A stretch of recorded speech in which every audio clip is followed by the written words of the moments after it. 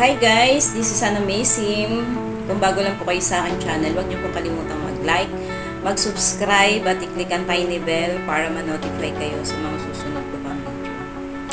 So, lately ay talagang nanood lang ako ng mga trending sa social media. Grabe po ang mga trending ngayon sa social media na nakakaano lang, bakit ganun ang mga tao ngayon? Parang sobrang tatapang na lahat ng mga tao ngayon. Isipin ninyo yung simpleng kainan lang ng icing na binigyan ng malicious na mga taong sobrang tatalino sa mundong ito ay lumala na ng lumala. Ano lang, opinion ko lang po to about dyan sa issue ni Vice Ganda at saka ni Ayon Perez.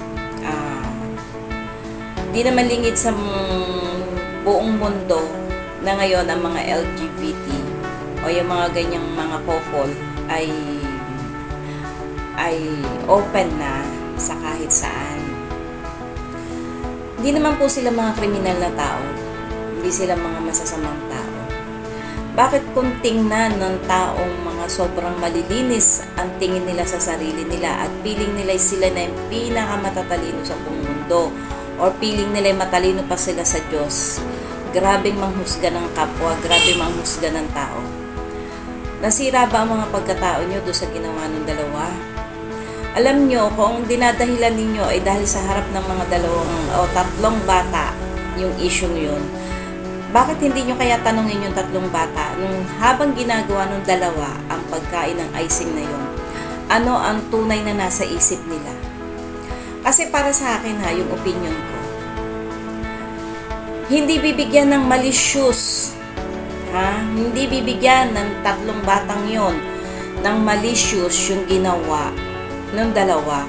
Kasi ang pinopoint lagi nila dito is ginawa ng dalawa sa harap ng mga bata yung paghimod o yung pagkain ng icing na yun. Ngayon, tanungin ninyo yung tatlong bata, yung mga batang nandun sa harapan, habang ginagawa nila, ano ang naiisip ng mga batang yun habang ginagawa nung dalawa ang pagkain ng icing ng ganun? Sige nga, yun ang tanungin ninyo. Kasi para sa akin, hindi binigyan ng malicious ng mga batang yon ang pagkain nila Vice Ganda at Ayon ng icing. Wala sa kanilang kaisipan na may ibig sabihin at may malicious yung ginagawa ng dalawang yun. Kasi kayong mga matatanda, sobra ng tatalino ninyo sa mundong ito na tinalo pa nyo ang talino ng Panginoon. Kayo ang nagbigay ng malicious. Kayo ang nagpasama. Kasi kayo ang mga utak ninyo ang kakaiba. Hindi yung mga batang yun. Dahil ang mga batang yun, hindi nila naiintindihan kung anong ibig sabihin ng ginawa ng dalawang yun. Dahil ang naiintindihan lang ng mga batang yun is yung tungkol dun sa segment nila na kung paano mo hihimudin o paano mo sisimutin ang isang pagkain. Yun ang nasa isip ng mga bata.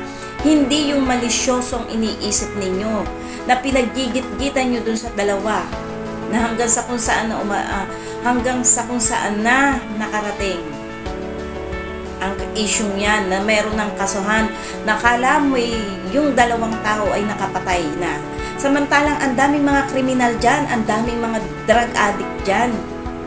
Bakit hindi yun ang inyong kasuhan? Bakit hindi yun ang inyong bigyan ng pansin? Hindi yung dalawang wala namang ginawang masama kundi magpasaya lang ng ibang tao.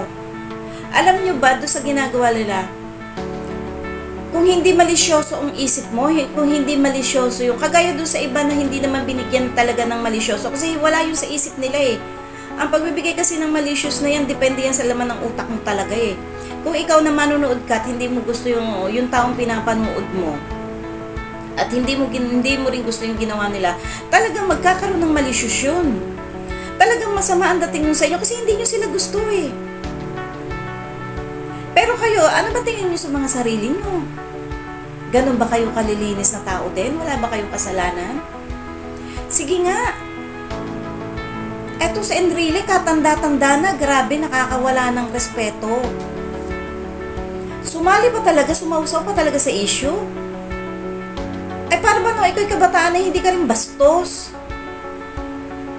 Ang dami mo nga rin kaso Ang dami mo rin ginawang immoral sa bansa natin Bakit hindi kaya yun ang pag-ukulan mo ng pansin? Hindi yung dalawang taong wala namang ginawang masama sa iyo kung makapagsalita kay kala may tuong na bastos ka nung dalawang yun.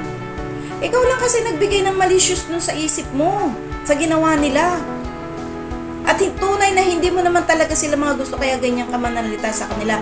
Ngayon, kung hindi mo sila gusto, huwag mo silang pakialaman dahil wala naman rin silang pakialam sa iyo. Nakakaano lang masyado ng magulo ang social media ngayon. Ang daming gustong sumikat sa social media na sobrang tatapang ng mga tao ngayon. Ano bang pinaglalalamon ninyo para maging matapang kayo? Pero pag kami mga sakit na, lupog na sa karamdaman, asan ang tapang ninyo? Ha? Diyos din ang tatawagin ninyo, nabigyan kayo ng mahabang buhay, pagalingin kayo. Diyos din ang tatawagin ninyo na sana kayo patawarin at pagalingin sa inyong mga kasakit. Ganon ang nangyayari pagka kayo mga lupog na sa mga karamdaman nyo. Pero pagka kayo malalakas pa sa kalabaw, putangin ang tatapang nyo. Lahat ng tao, kaaway ninyo. Lahat ng tao, masama. Kayo lang ang magaling, kayo lang ang malinis, kayo lang ang mabuti. No? Ganyan na ba talaga ang mundo ngayon? Ganyan na ba talaga ang laman ng mga utak ng mga tao ngayon? Ginamit nyo pa, kayo ang gumamit doon sa mga bata hindi sila Kasi segment nila yun. Ang dinidescribe nila kung paano simutin ang pagkain sa pamamagitan ng kamay. Kaya hindi iisipin ng mga batang yon na yung ginawa ng dalawang yon ay may malicious. Kayo lang na matatanda na ang nagbigay ng malicious doon. Lalo na't hindi nyo gusto yung taong gumawa nun. Ngayon lang napapatunayan ng buong mundo na talagang sobrang sikat si Vice Ganda, si Ayon, na marami talaga naiinggit sa kanila. Kasi kung hindi mga inggit yung mga taong yan, wala lang yan. Bakit bagay yung mga taong naghubad na halos lahat ng kaluluwa nila ipinakita na sa camera, bakit hindi nila makasuhan at bakit hindi yun ang kanilang buwertahan? Napapanood din yun ng mga bata, ha? Hindi lang sa television ginawa yun, kundi dito. Bakit hindi yun yung bigyan nyo ng kaso? Bakit hindi yun ang inyong pansinin? Mas immoral yun, mas grabe ang kamalisyosohan nun. Grabe kayo, yung taong humimod lang ng kanilang daliri sa icing na binigyan ng emotion, naging masama na. Wow, ganyan na kayo kagagaling, tinalong nyo pa ang kagalingan ng Diyos. Na para bang kayo ang lumikha ng mundo, na para bang ang buhay ni Vice Ganda at ni Ayon ay kayo ang lumalang, kayo ang lumikha doon sa dalawang yun. Wow, and really, lumagay po kayo sa tamang lugar ninyo. Hindi porket kayo po ay nasa posisyong yan, ay kayo na po ang tama at kayo na po ang magaling, na kayo na po ang karespe-respetong tao sa balat ng lupa. No? Nakakapikon lang kasi nakisawsaw ka sa isyong yan, na pinasama nyo lalo. Kayo kasi ang nagbigay ng kasamaan lalo sa isyong yan. No? Grabe. Kaya nakabubuti ang tao ngayon. Sana huwag kayong masyadong mataas mag-isip. Huwag kayong masyadong mataas mag-isip sa kapwa ninyo na parang kayo na yung pinakatama, pinakamagaling, na parang wala kayong kamali ang ginawa sa buhay nyo, sa kapwa ninyo. Mahiya din po kayo sa sarili ninyo, no? Yun lang po. At kasi talagang paulit-ulit ang makikita mo at mapapanood mo sa social media yung issue niya. Masyado nyo pinasikat yung dalawa sa pagkain lang ng icing. Marami po kayong pwedeng pasikatin sa social media. Naandi dito pa nga lang yung dalawang yun. Icing pa lang yun. Ang dami na po na mga kahalayang ginagawa sa social media. Yun ang inyong bigyan ng pansin. Yun ang bigyan nyo ng action. Kasi mas immoral ang mga ginagawa ng mga taong yun kesa dyan sa dalawang yun. No? Yun lang.